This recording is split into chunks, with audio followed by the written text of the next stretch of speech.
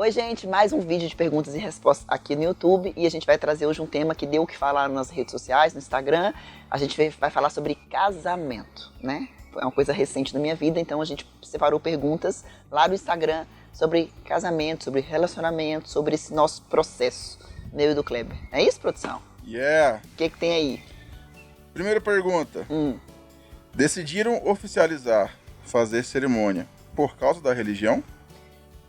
Então, isso veio ao encontro de um desejo que a gente tinha de oficializar toda essa nossa história. Então, só para vocês entenderem um pouquinho, eu conheço o Kleber, a gente já está juntos mesmo há 6 anos, quase vai fazer 6 anos agora. E 5 meses depois que a gente começou a namorar, que a gente já estava morando junto, a gente resolveu fazer uma cerimônia, um ritual lá na praia, com um psicólogo, para poder a gente contar para as crianças assim, ó, não é um namoro, é um casamento, entende? Para que eles entendessem isso de verdade. Então a gente não se juntou, a gente casou. Só que a gente não casou nem no civil, nem no religioso na época, porque a gente fez muito rápido, a gente achou que não tinha necessidade, enfim, não foi uma coisa importante.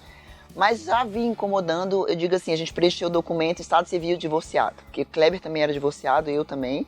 Então a gente preenchia assim, então isso começou a incomodar tanto a mim quanto a ele. A religião, que também foi uma conversão recente, trouxe essa necessidade, e isso ficou mais gritante pra gente, tipo assim, era mais importante ainda isso. E o Kleber também tinha uma coisa muito dele, que era me dar o nome, né? Então o Caiado pra ele é uma coisa de família extremamente forte, e ele tinha essa vontade de que eu também fosse Caiado. Então hoje eu sou Juliana Mendes Santos Caiado, estou com o nome dele, e isso foi uma coisa que ele era muito forte para ele, era muito importante para ele que acontecesse, e aí a gente resolveu fazer isso agora. Então tem a religião? Tem, mas eu acho que era toda uma ratificação de uma história, era todo um confirmar de uma coisa que a gente vive já há quase 6 anos. Continuando na esfera da religião. Oi, mãe! O que muda depois que você realmente casou diante de Deus e na lei dos homens? A gente fez o casamento no civil e o casamento no religioso. Não, são 2 alianças, né? Que a gente dois momentos que a igreja traz, que é a lei dos homens e a lei de Deus. Eu acho que ela entende isso, por isso que ela perguntou. Você sabe que para mim foi muito importante enxergar o Kleber perante a lei dos homens, quer dizer, no civil e no religioso, ratificar um movimento de assumir, porque imagine, quando a gente casou, a gente tinha 5 meses de relacionamento, então aquela paixão no auge, aquela coisa de 2 apaixonados, tudo vale a pena, são 6 filhos bem que eu quero, o que vier tá valendo, é uma coisa de paixão. 6 anos depois, quer dizer, quase 6 anos depois, o Kleber ratificar isso, dizer assim, sim, eu quero sim você e a sua família, pra mim isso foi muito forte. Mudou nesse sentido de dizer assim, olha só, ele quis porque durante muitos momentos do começo do nosso relacionamento eu dizia assim, será que algum dia você vai acordar e vai dizer, meu Deus, que loucura que eu fiz, assumir uma mulher com 6 filhos e você vai sair correndo? Eu lembro que eu dizia isso muito pra ele falava assim, para de falar isso, né? Então depois desse tempo todo, o Kleber assumir isso foi muito forte pra mim, então mudou nesse sentido assim, de dizer, realmente ele tá aqui e ele é padrasto, ele assumiu essa família como dele, então acho que mudou nesse sentido. Pra ele, ele fala assim pra mim, mudou tudo. É como se realmente agora eu fosse a mulher dele, como se realmente fosse a família dele. Houve sim uma mudança. É interessante porque a gente não imaginava que iria acontecer essa mudança, mas houve uma mudança de 1 semana, hoje tem o quê? 15 dias mais ou menos que isso aconteceu, né? Mas houve sim uma grande mudança. Acho que por causa desses aspectos todos, sabe? De dizer assim, olha, você agora realmente você aceitou o meu nome, eu assumi esse compromisso perante Deus, perante os homens, e eu enxergar ele ratificar isso, pra mim foi muito forte. Você acha possível o casal ter boa convivência com religiões diferentes? Eu acho que depende muito, assim, se for muito discrepante, né? Porque tem coisas que sei lá, o evangélico acha que coisas que é da Umbanda, que é pecado, e isso é muito discrepante, né? Eu acho que depende muito do casal, depende muito do extremismo das coisas. Então eu acho que pode dar certo, mas pode ter muito problema, porque na hora que você vai educar uma criança, por exemplo, O que você ensina?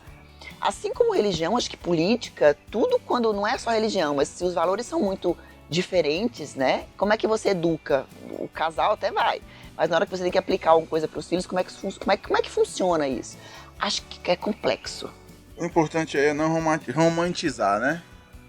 Não pode romantizar. Entende? Aí você fala assim, não, mas o amor, eles se amam e tal. Mas na hora que o negócio vai pra prática, vai pro dia a dia, você vê problemas hoje. Quantas mães não vieram aqui já no Perguntas e Respostas dizer eu quero fazer de um jeito e meu marido não concorda, meu marido quer bater. Coisa simples como isso. Tipo assim, eu quero dialogar e meu marido quer bater. Isso já gera um problema gigante no relacionamento, porque tá falando de filhos, o que eu aplico, o que eu não aplico. Você imagina coisas como religião que mexe com muita coisa, né? Então, às vezes é a família de um versus a família de outro, né? Assim, é complicado.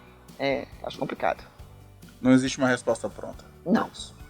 Pera aí, gente, que eu me perdi todo aqui nessa discussão. A produção perdeu. Negócio de direita e esquerda, cima e embaixo. Momento tititi. Ju, onde foi sua lua de mel? A minha assessoria cortou minha lua de mel. Não tínhamos agenda para lua de mel. Na realidade, eu até fiz um post no Instagram sobre isso. Eu percebi de uma hora para outra que eu tinha todos os meus finais de semana comprometidos, minha agenda complicada e a minha família tinha ficado para trás.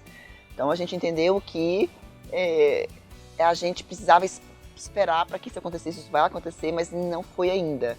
Né? Mas assim, não tem essa agonia toda. Minha agenda foi apagada lua de mel e na noite de núpcias tem uma setinha escrita aproveite, porque essa é a sua lua de mel. Na minha agenda, no meu plano, eu entendi o recado, pronto. Mas vai ser ainda, vai acontecer. Vai. Ju.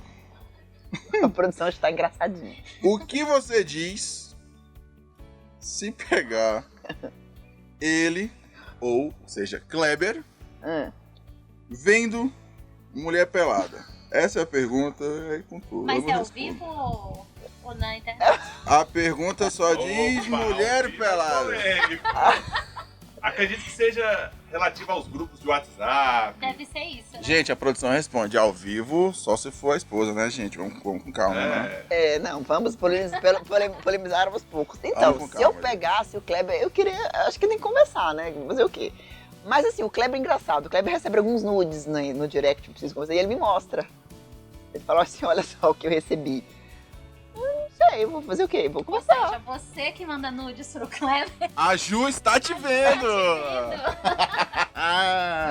Ele me mostra os nudes, assim, grupos de WhatsApp, isso é uma coisa assim, importante pra falar. Grupos de WhatsApp masculinos, eles são basicamente pornografia, né? Produção. Colocando muito genérico. Né? Assim, de uma maneira geral, tem muita mulher nua, tem muita coisa nesse sentido. O Kleber, ele saiu da grande maioria desses grupos, assim, mas acontece de receber e tal, ele recebe. Gente, ele viu uma mulher pelada aí. Eu acho que a resposta aí foi quando fica buscando demais, né? Eu acho. Tem um cara que Saem, eu acho que assim, onde a pessoa tá buscando, consumindo muito pornografia, consumindo muito, eu acho que não acontece. Então, se acontecer isso, não vai rolar. O casamento tá complicado, né? Até porque existem casos de pessoas casadas, viciadas em pornografia, Exato. que acabam que estragam o casamento porque o cara não procura mais a esposa. E sim, a pornografia. Pois eu vou te falar que existem mulheres viciadas em pornografia que não querem mais o marido porque se satisfazem com a pornografia. Olha aí. Conheço histórias de mulheres, por exemplo, que assim, é mais rápido, pornografia, a masturbação, que não é que eu sou contra a masturbação de jeito nenhum, mas Substitui. Mas o problema é que viciam e substituem o marido, é mais rápido. 3 minutos. Gente, isso dá tema pra vários programas. Dá. Passando. Não, mas é verdade. Isso que você falou é isso. Homens viciam em pornografia. E assim, a pornografia é algo que a gente acho que já falou sobre isso aqui, quando a gente fala dos adolescentes, como é que eles estão construindo a sexualidade dele com umas coisas que não existem, né? A pornografia ela é preocupante nesse sentido também. A gente já trouxe isso aqui. Isso é verdade. E aí os adultos que não cresceram com pornografia estão fazendo errado, né? Estão confundindo as coisas. Continua nessa seara. Ele gostou dessa seara, você reparou? Eu né? não, gente. A seleção de perguntas. Vocês mandaram as perguntas. Mas a seleção foi bem intencional. Não matem o carteiro e sim quem mandou a carta. Marido que quer sexo todos os dias. Todo dia. Todo dia. Qual a pergunta? Como administrar? Rapaz, como é que administra isso? Tem que... Vai responder o quê? Olha só, a intimidade do casal, ela não é no sexo só, ela é no diálogo. Tem muita mulher que tem um relacionamento com o marido, que tem sexo, o marido também já trouxe isso aqui no canal, mas não tem diálogo com o marido, não consegue dizer o que não tá bom, o que não quer, o que acontece. Então, como administrar? Conversando. Tem outra opção, né?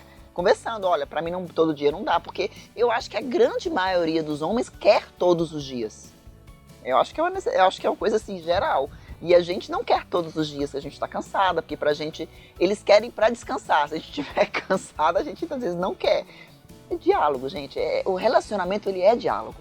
Então, às vezes a gente tem dificuldade de dizer o que gosta, como gosta, o que não gosta, o que não quer. E aí o problema tá no relacionamento, e não no marido querer sexo todos os dias. O negócio é mais embaixo. E você também já falou sobre isso, a questão do sexo no relacionamento longo, sexo depois dos filhos. A gente já trouxe esse vídeo aqui, a gente já falou muito sobre isso. É bom também a pessoa procurar, que tem também várias respostas com relação a isso. A gente fala muito sobre isso, sobre essa coisa do sexo, ele é você tá olhando aqui, mas o problema é bem anterior, né? Por que não consegue dizer que não quer? Como administrar o quê? Né? E às vezes é outra coisa, como eu já falei aqui, vai olhar essa parte hormonal, como é que tá. Porque às vezes tudo bem, eu não quero todos os dias, mas também não quero nunca. Porque tem mulher também que não quer nunca. E aí ele quer todo dia, mas você não quer nunca. Então, encontrar um equilíbrio nessa história, e tem vídeo sobre isso aqui. Acabou? Acabou, Tititi? Pra terminar, vamos ajudar uma pessoa aqui. Vai. É sobre casamento, mas sai um pouquinho desse nosso tema, assim, ó. Mas é sobre casamento. 5 anos de casada, e agora a sogra vem morar perto. E temos problemas. Ou seja, já tem problema. Com a sogra. Com a sogra. Como lidar? De novo, relacionamento é nessa história.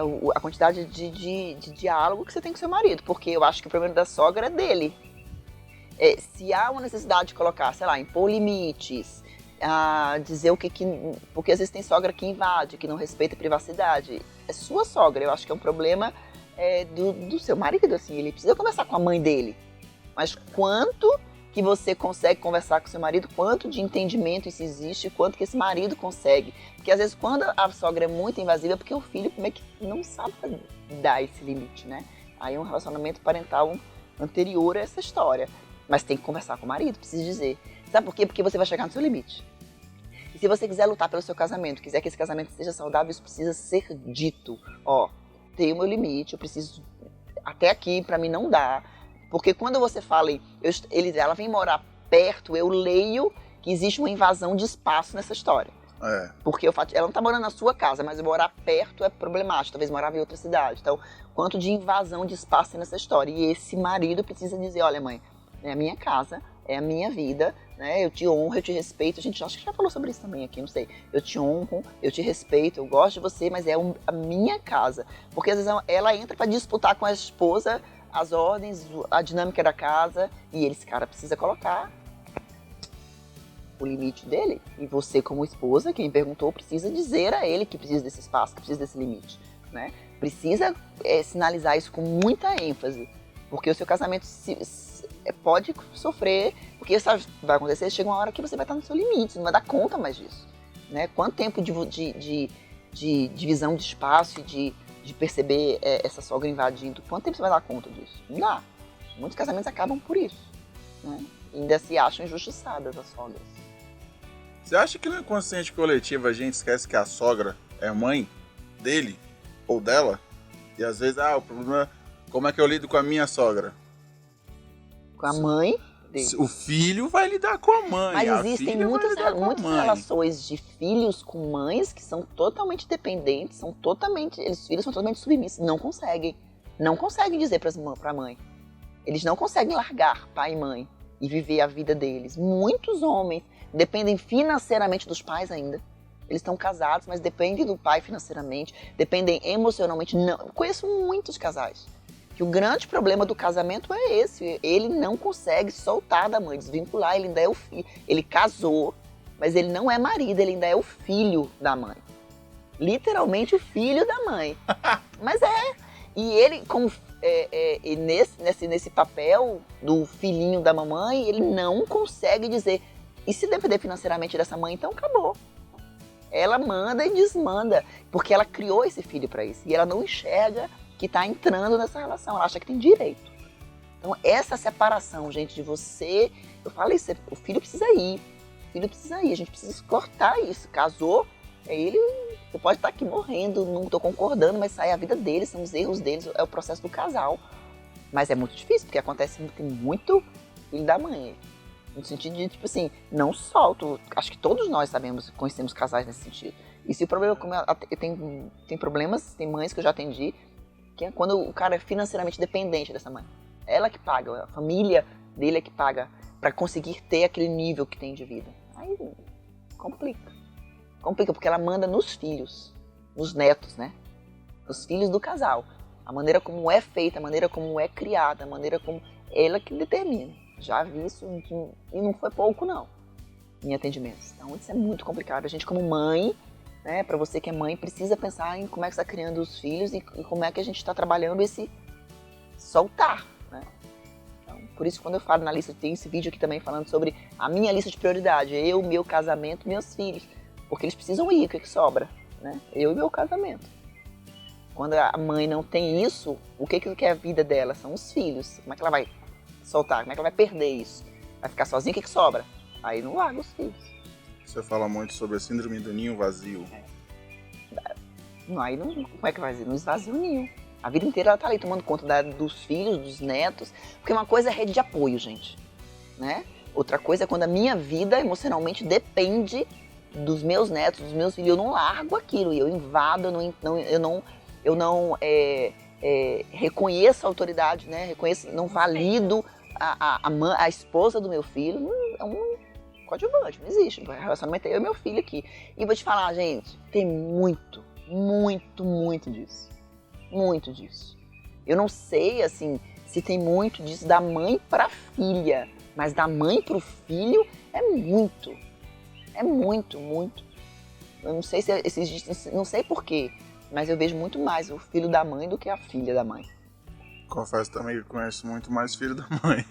No sentido não pejorativo da história, mas esse filho vinculado e dependente da mãe. É verdade. Eu não sei se a gente é mais independente, não sei. Interessante isso, né? Mas eu tô te falando pelo que eu atendo, estatisticamente falando, assim. Você vê muito mais esses homens que não conseguem desgarrar, que entendem que tem uma responsabilidade, né? Eu conheço homens que eu digo assim, olha, você vai casar quando a mãe morrer. Conheço. Porque eles são totalmente... não, minha mãe depende de mim, porque minha mãe, então... Conheço. Falei, você vai casar quando a mãe morrer, porque aí ele se entende livre para constituir a sua vida, a sua família. Não vou entrar em detalhes, mas é verdade. É verdade. Porque ele foi criado na dependência, e isso... Nesse livro não, mas o livro da Laura Gutman, que fala sobre biografia humana, ela traz muitos exemplos de relações disfuncionais. Isso é uma relação disfuncional. Aí, tá vendo? Vou falar da sogra, a gente entrou numa coisa mais profunda. Arrasou. O vídeo de casamento acabou com mais outra reflexão, gente. A gente é assim. Então é isso. É isso? É Acabaram isso. as perguntas? Então é isso. Espero que vocês tenham gostado. Compartilhe esse vídeo pros filhos da mãe. Pra quem precisa falar, pra gente saber sobre relacionamento, sobre casamento e tirar as curiosidades sobre o meu casamento, né? Que eu acho que a gente começou assim. Curte, então compartilha, se inscreve no canal que tem mais vídeo por aí.